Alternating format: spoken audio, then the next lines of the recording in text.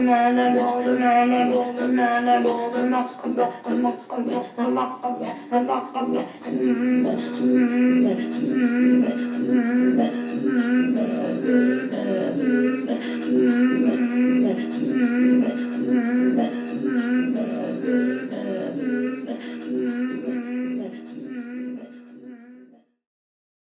écoutez, si je dois parler de ma famille, je dirais que c'était assez banalement bourgeoisie parisienne, mais avec des origines provinciales. Donc, du côté de ma mère, c'était des origines bretonnes, c'était Saint-Malo, c'était une dynastie de charpentiers de marine. Et du côté de mon père, c'était des vignerons, Saint-Émilion. Voilà, donc c'était la rencontre de la mer et des vignobles.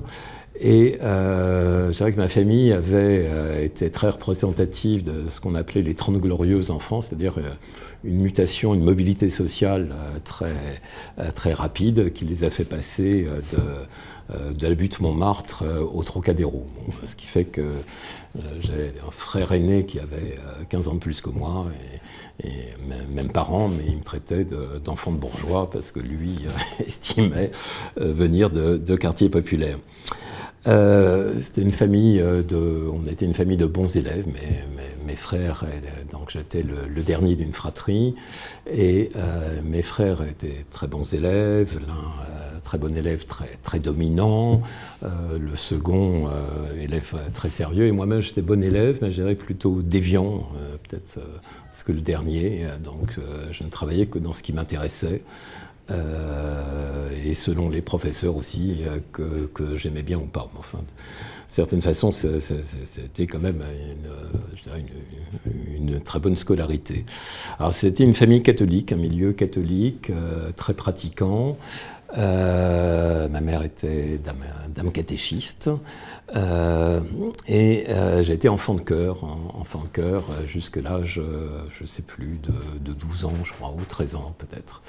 Et je dirais que ça m'a mis en contact avec le côté pratique de la religion, pratique du rituel. C'est-à-dire, je voyais les coulisses de la messe, le curé en train de répéter son sermon, les soutanes qu'on ajustait, etc. Et pour un enfant, c'était assez extraordinaire. D'ailleurs, on arrivait avec l'encensoir, clac, on donnait un coup, toute l'assemblée se levait, puis un peu plus tard, on donnait 2 coups d'encensoir et toute l'assemblée s'asseyait. Donc il y avait côté performatif, je dirais, de l'acte qui était assez intéressant, mais je dirais que j'avais un peu de mal avec la transcendance. Je ne crois pas avoir été vraiment croyant. Et d'ailleurs, ma famille était pratiquante, mais c'était un catholicisme libéral, je dirais, un catholicisme que moi je considérais comme plutôt culturel que religieux, en tout cas pour moi-même. Et une chose d'ailleurs qui m'a toujours marqué dans ma carrière après, c'est que j'avais du mal avec le religieux, avec la transcendance. Je voyais toujours le côté social derrière. Et je dirais que mon seul accès peut-être à la transcendance, c'était à travers la musique. Musique qu'on dit sacrée justement. Et que, voilà. Sinon, voilà, enfant, j'étais bon élève, mais considéré comme, je crois qu'un médecin m'avait dit que j'étais mélancolique, et de fait, je m'enfermais très souvent. Là, on allait en vacances à une maison de famille à Saint-Malo, chez ma grand-mère, et vous savez, il y a un microclimat, il y a toujours des microclimats en Bretagne, où on dit qu'il fait beau, en fait il pleuvait quand même assez souvent, et donc je passais beaucoup de journées à lire sur mon lit quand il pleuvait dehors, et je crois que j'étais très vite boulimique de lecture. Je lisais absolument tout ce qui me tombait sous la main, y compris d'ailleurs, c'était la grande époque des BD, des bandes dessinées belges. J'étais un grand fanatique, jusqu'à Gottlieb, des bandes dessinées belges. Je crois que ce qui m'a très vite intéressé quand même dans les littératures, c'était des observations de caractère ou de milieu. Et assez vite, en fait, j'ai adoré Balzac, Dickens ou Maupassant, faisait des peintures, même parfois très féroces, de personnages ou de descriptions de milieux. Et donc on disait que j'étais mélancolique, et je crois que j'ai toujours eu une sorte de besoin d'échapper, de trouver d'autres itinéraires. Assez vite, je fais partie aussi en Angleterre, en Irlande. Je me souviens d'un séjour à Dublin où je suis resté, je devais avoir 15 ans, donc j'étais dans un bed and breakfast, ce qui fait qu'à 8h du matin, j'étais dehors et j'errais dans Dublin, mais à la découverte tout un tas de quartiers avec, de façon assez prétentieuse, Joyce en anglais dans la poche, Dubliners. Mais j'aimais bien découvrir comme ça. Pareil, dans Paris, je me suis beaucoup promené, aller dans des quartiers qui étaient loin du mien.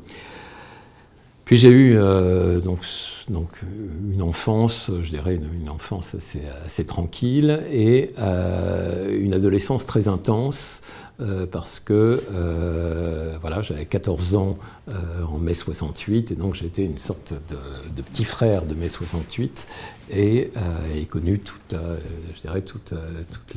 la suite, et vécu les lendemains de mai 68. Et je suis passé assez vite d'un catholicisme familial, aussi d'un gaullisme familial. Ma famille était très gaulliste, ma mère avait été résistante à Saint-Malo, et donc voilà, ça avait marqué, je dirais, un peu l'histoire de la famille aussi, et je suis passé catholicisme, gaullisme, progressivement vers le gauchisme.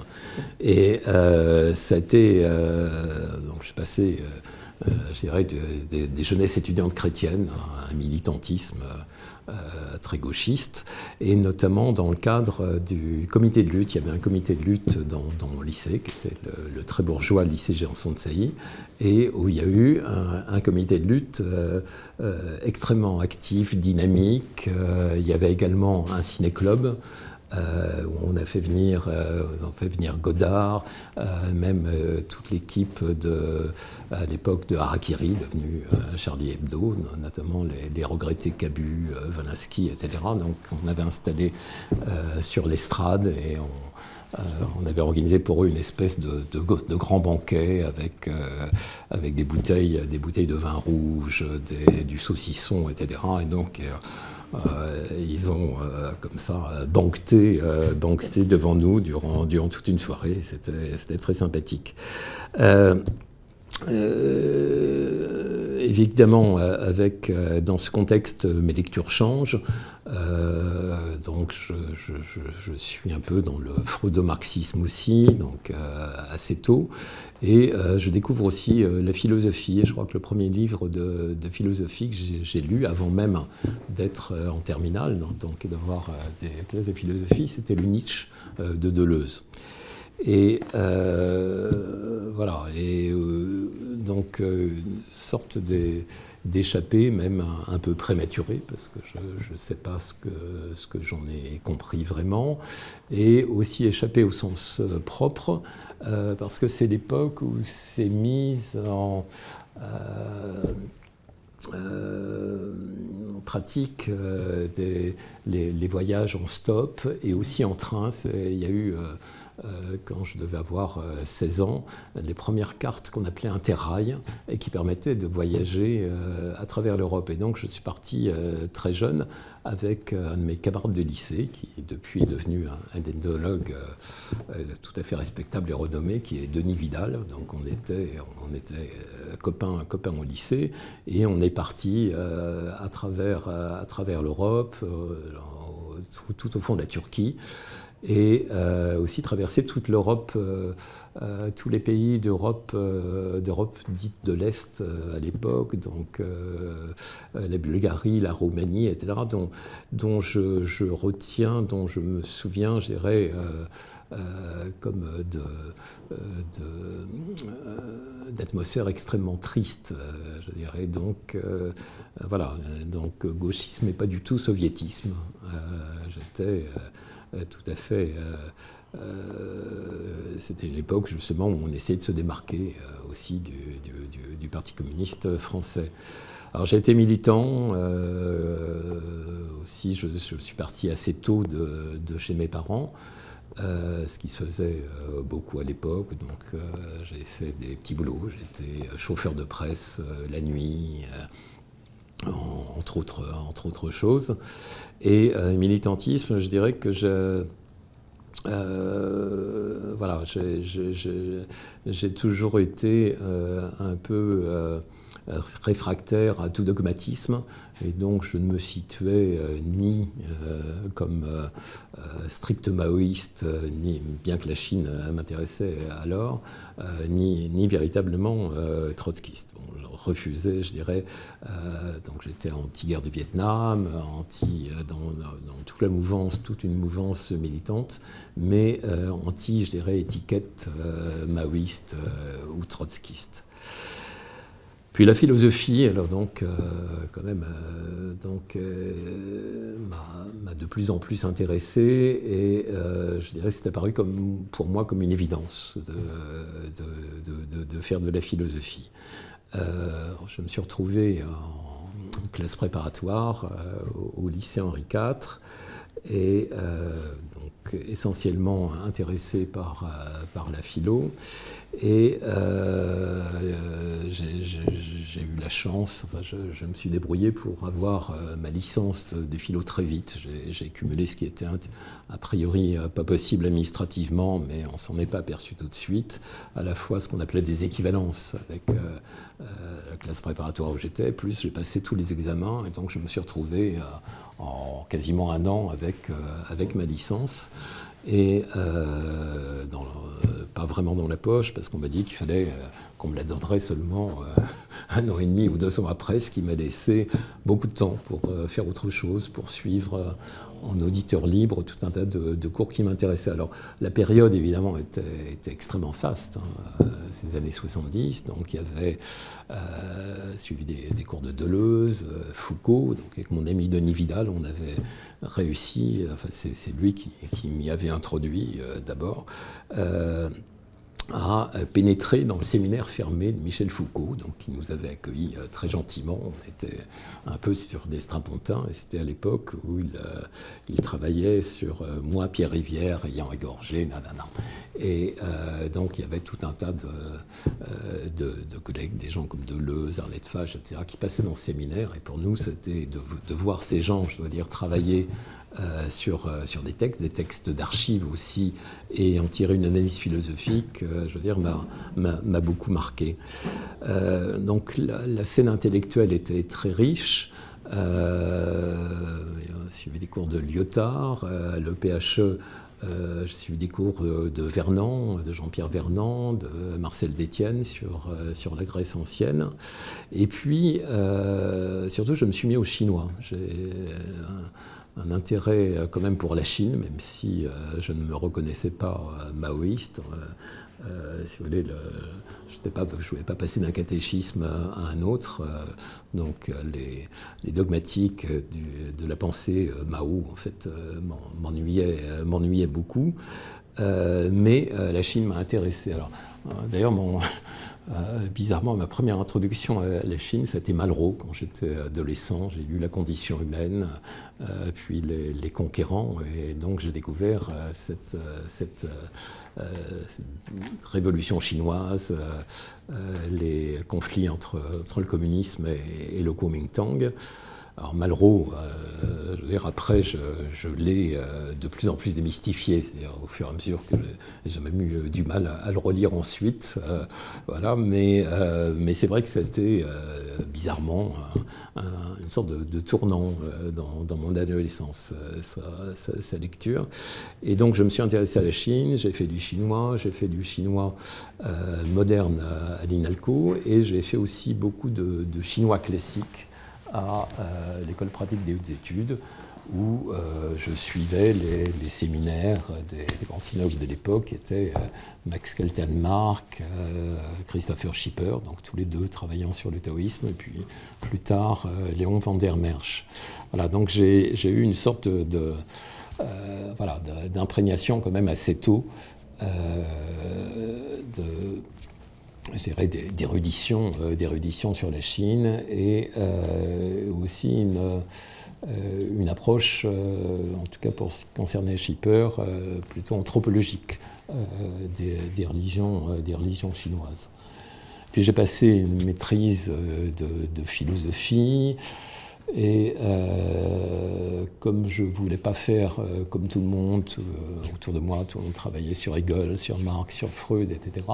Je m'intéressais aussi à l'histoire des sciences. J'ai fait une maîtrise sur les articles de physique mathématique d'Alembert, dans la grande encyclopédie d'Alembert et Diderot. Alors j'étais un fan de Diderot et j'ai découvert d'Alembert.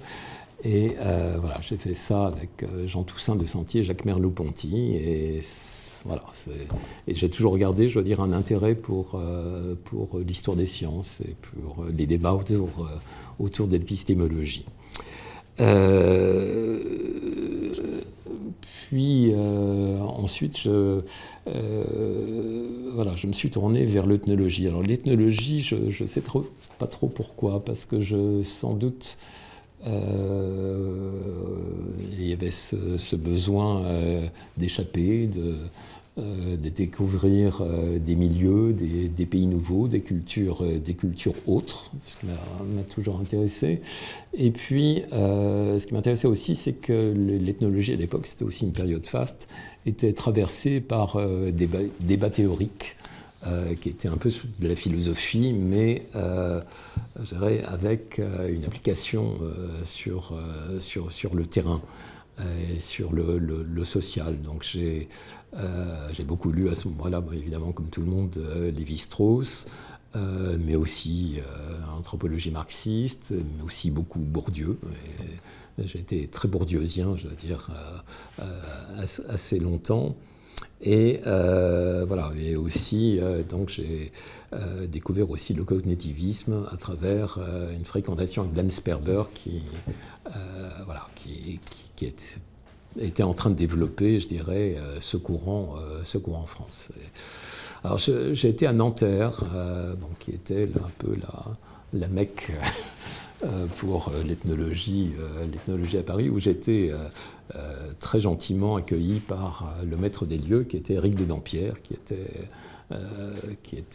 tout le monde le sait, enfin, qui a joué un rôle quand même fondamental dans le développement et la diffusion de l'anthropologie en France, et qui était intéressé par le fait que je travaillais sur la Chine.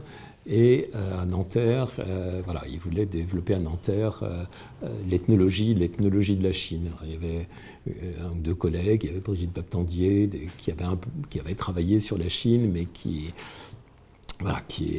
était dans une phase où il était un peu à l'écart du courant à ce moment-là.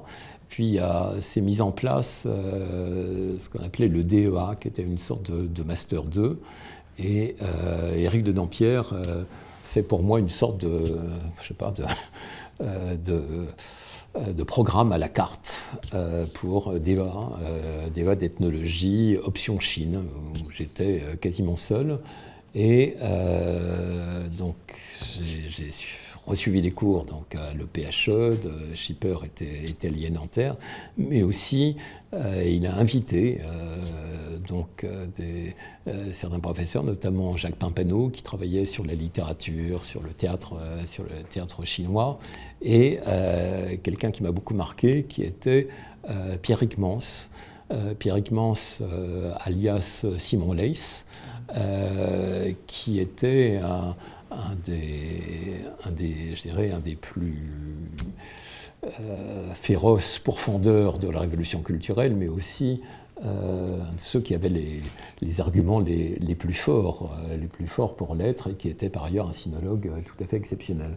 Et j'ai eu la chance donc d'avoir quasiment pour moi tout seul donc Simon Leys durant une année, donc qui m'a je dirais déniaisé par rapport à conséquences du maoïsme, et aussi qui m'a fait vraiment une plongée tout à fait incroyable, non seulement donc dans politique, anthropologie chinoise, mais aussi dans la peinture et dans la littérature chinoise. Alors, c'est amusant parce que, enfin, amusant. En fait, il avait très peur, évidemment, des maoïstes, parce qu'il était un peu la bête noire. Il avait écrit Les habits neufs du président Mao, puis ensuite Ombre chinoise, où il dénonçait le système chinois mis en place par la révolution culturelle et l'anéantissement, selon lui, toute une partie de la tradition culturelle chinoise. Et donc il me recevait, alors parfois dans un appartement, parfois dans un café. Enfin, on se retrouvait dans des lieux qui m'indiquaient 2 jours avant, parce qu'il avait très peur d'être attaqué justement par des maoïstes dans Paris. Et c'était quelqu'un de très, non pas luminatique, mais enfin qui se perdait un peu dans ses réflexions. Enfin, on ne l'arrêtait plus. Et une fois, j'étais censé le raccompagner en voiture quelque part. Et à chaque fois, il ratait. On a pris le périphérique. À chaque fois, il ratait la porte. On a fait 3 fois le tour de Paris sur les périphériques. Il me racontait, il était parti, je crois, dans la peinture chinoise. Et donc, voilà. Donc, c'était quelqu'un d'important pour moi.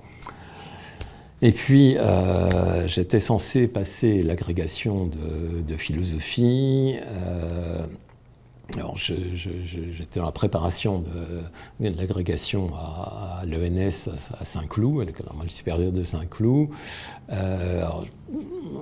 Extrêmement intéressé par les cours, mais pas convaincu de vouloir finalement faire une carrière de professeur de philosophie.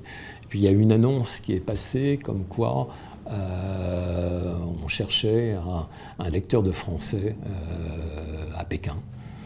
Et voilà, donc j'ai dit, bah écoutez, moi je fais du chinois, ça m'intéresse. Donc j'ai vu un directeur de l'école m'a dit, bah oui, enfin vous passez la grec. Non, j'ai dit oui, mais je pourrais faire ça après.